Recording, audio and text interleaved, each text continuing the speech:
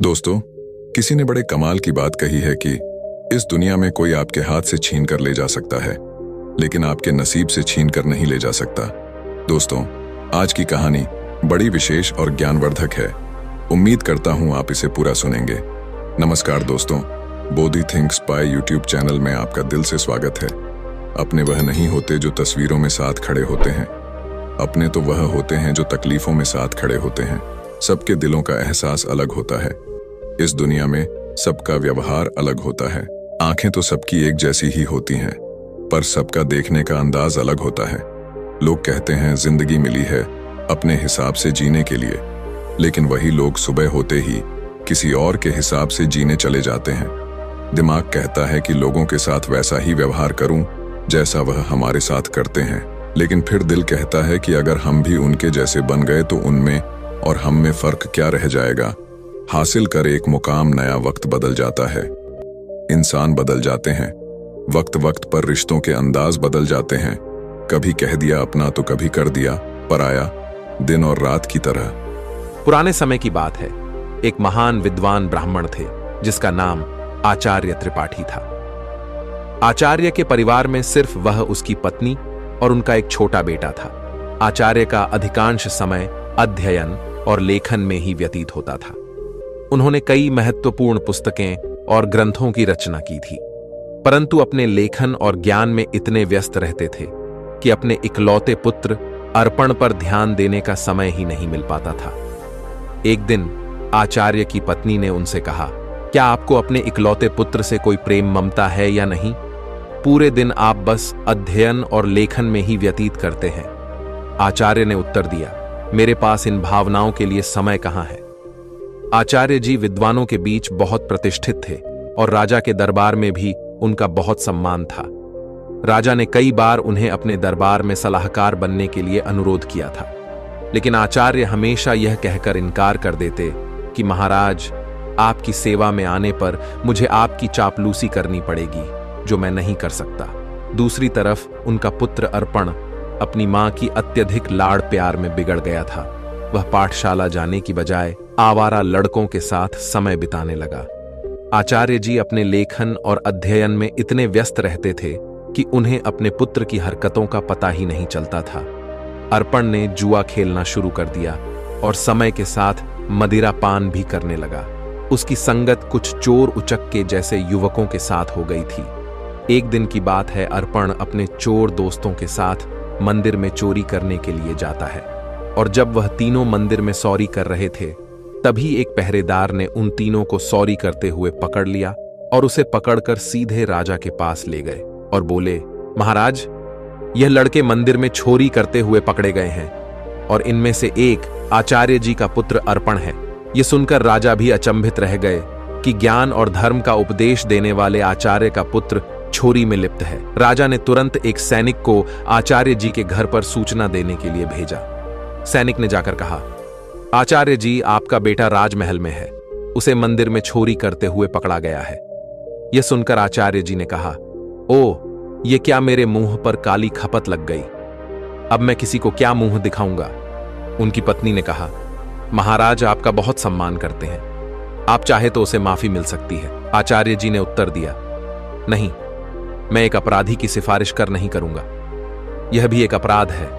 उसकी पत्नी ने धमकी दी, अगर आप राजा के पास नहीं जाएंगे तो मैं अपनी जान दे दूंगी। इस प्रकार आचार्य जी ने अपने सिद्धांतों के आगे झुकने से इनकार कर दिया, और यही उनके व्यक्तित्व की महानता को दर्शाता है। आचार्य ने भारी मन से कहा, ओह, तुम्हारी इस जिद की वजह से मुझे राजा के पास जाना ही पड़ेगा।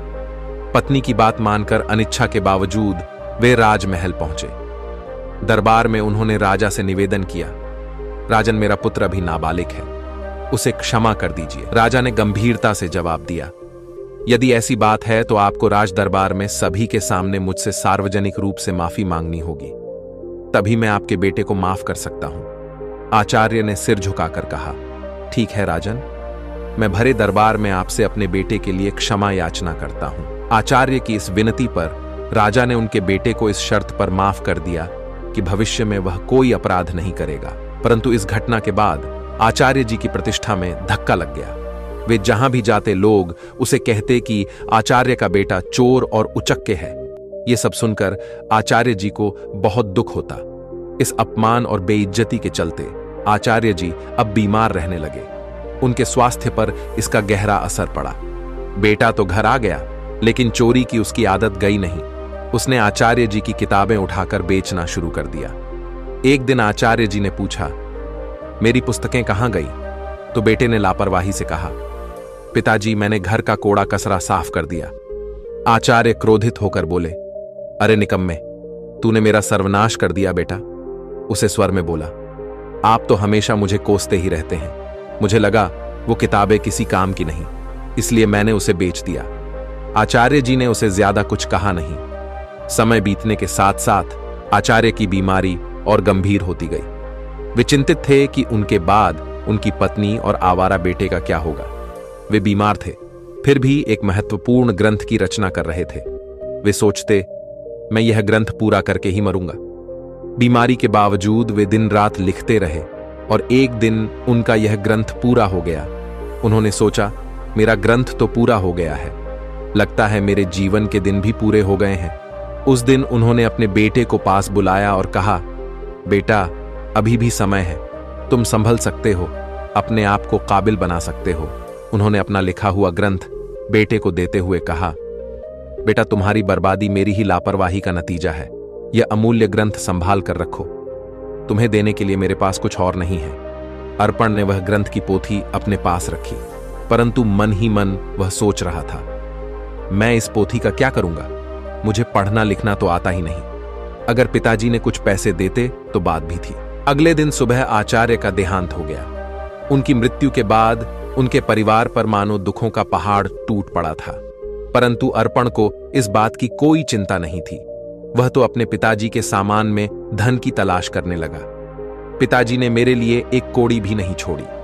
अर्पण निराश होकर बैठ गया। कुछ समय और बीता तो मां बेटे की हालत इतनी खराब हो गई कि खाने के भी लाले पड़ने लगे। एक दिन मां ने तंग आकर बेटे से कहा, बेटा कुछ काम धंधा करके लाओ, नहीं तो हम भूख मर जाएंगे। अर्पण ने उदास मन से जवाब दिया, मां मुझ जैसे अनपढ़ और बदनाम को कौन काम देगा? यह सुनकर मां ने सोचा, क्यों ना मैं राजा के पास जाऊं। मेरे पति का राजा बहुत सम्मान करते थे, शायद वह हमारी मदद कर दे। यह सोचकर वह राज दरबार पहुंची और राजा से गुहार लगाई, महाराज हम भूखों मर रहे हैं, हमारी मदद कीजिए। राजा ने खड़े स्वर में कहा, क्या मदद?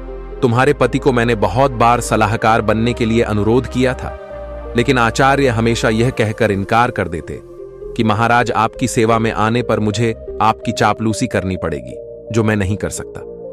राजा ने कहा, तुम्हारा बेटा अब कमाने लायक है, मैं तुम्हारी कोई मदद नहीं कर सकता। निराश होकर मां घर लौट आई। घर पहुंचकर अर्पण ने मां को अपने पिता की दी हुई पोथी दिखाते हुए पूछा, मां पिताजी ने यह पोथी मुझे क्यों दी?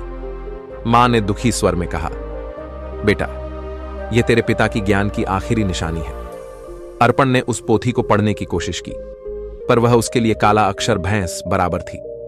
कुछ सोचकर वह अपने पड़ोस के रामू काका के पास गया और बोला, रामू काका आप तो पढ़े लिखे हैं, क्या आप मुझे इस पोथी का मतलब बता सकते हैं?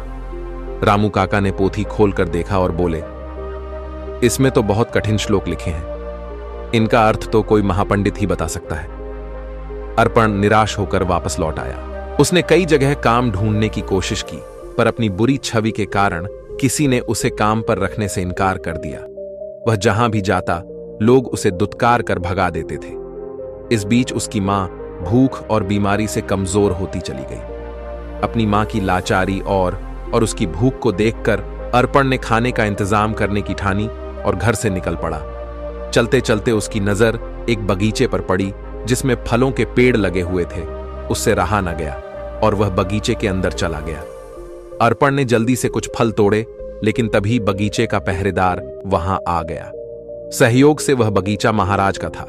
एक बार फिर अर्पण को पकड़कर महाराज के सामने पेश कर दिया गया।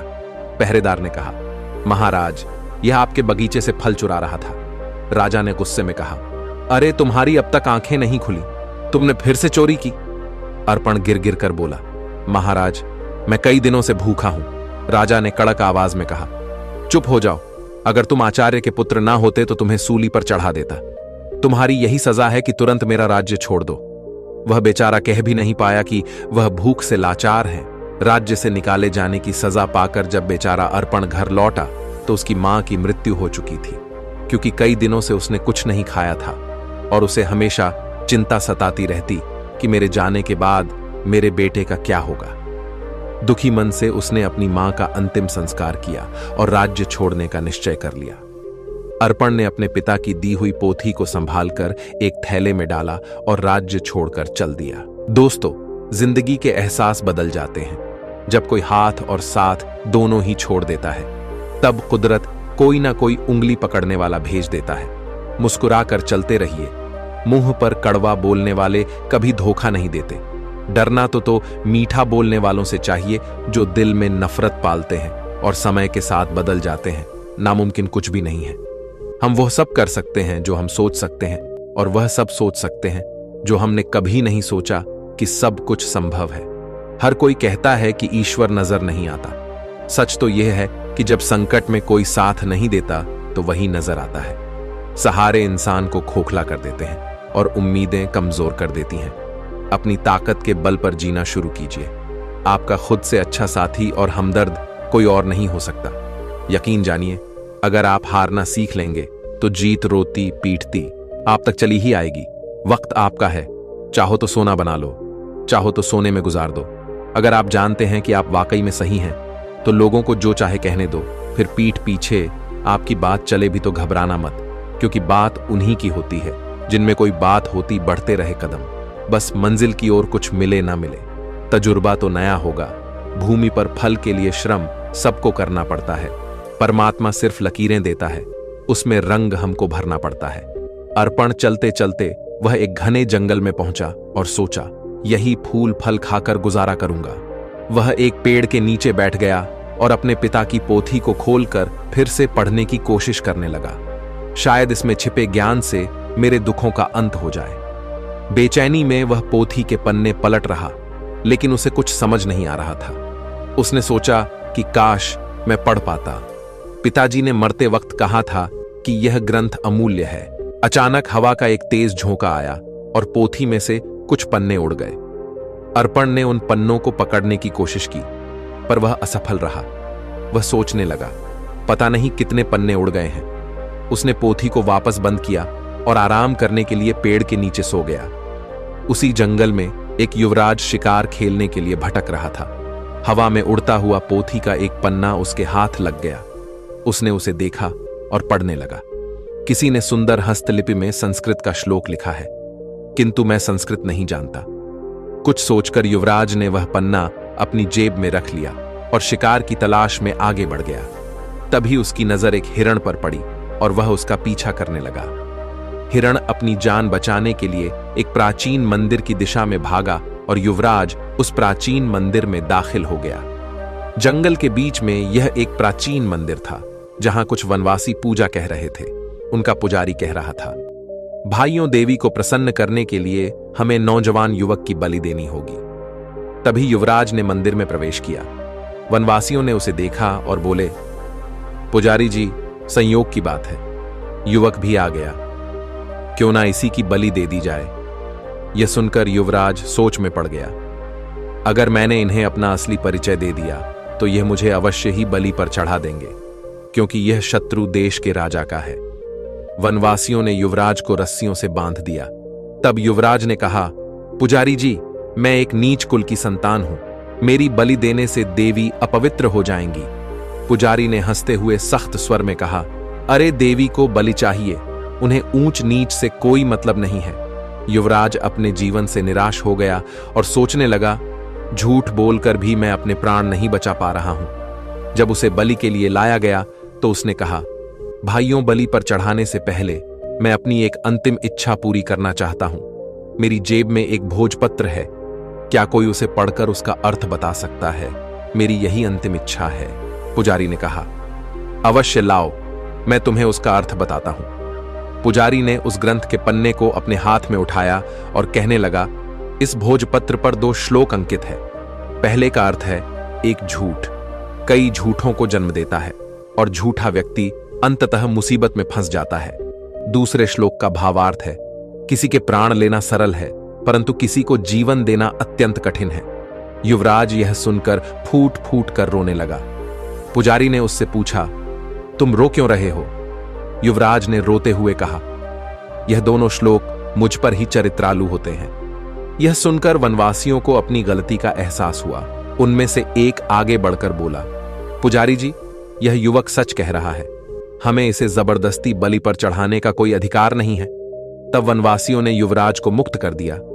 पुजारी ने कहा, जाओ नौजवान, इस श्लोक ने हमारी आंखें खोल दी हैं। हम आज के बाद देवी को किसी जीव की बलि नहीं चढ़ाएंगे। युवराज, जिसका नाम यंश था, उसने उनका धन्यवाद किया और महल की ओर चल दिया। लौटते समय वह विचारों में खोया हुआ था और सोच रहा था, ये भोजपत्र कितने अनमोल है, इन्होंने मेरे प्राण बचाए। हो सकता है ऐसे सुंदर उपदेशों वाले और भी पन्ने हों। महल वापस पहुंचकर युवराज ने अपने पिता के चरणों में प्रणाम किया और कहा, पिताजी, आपने मुझे शिकार खेलकर जीवों की हत्या करने से मना किया था। मैंने आपसे झूठ बोलकर शिकार खेलने गया था और मुसीबत में फंस गया, परंतु इन श्लोकों ने मेरे प्राण बचा लिए। फिर युवराज ने राजा रुद्र प्रताप को अपनी आप बीती सुना दी। उसने कहा, ऐसे श्लोक जो दूसरों को अहिंसा की शिक्षा देते हैं और जिन्होंने मेरे प्राण बचाए, मेरे लिए हजारों मोहरों के बराबर है। पिताजी, इस भोजपत्र पर पन्नों की संख्या 3 लिखी है। यह किसी अनमोल पोथी के हिस्से है।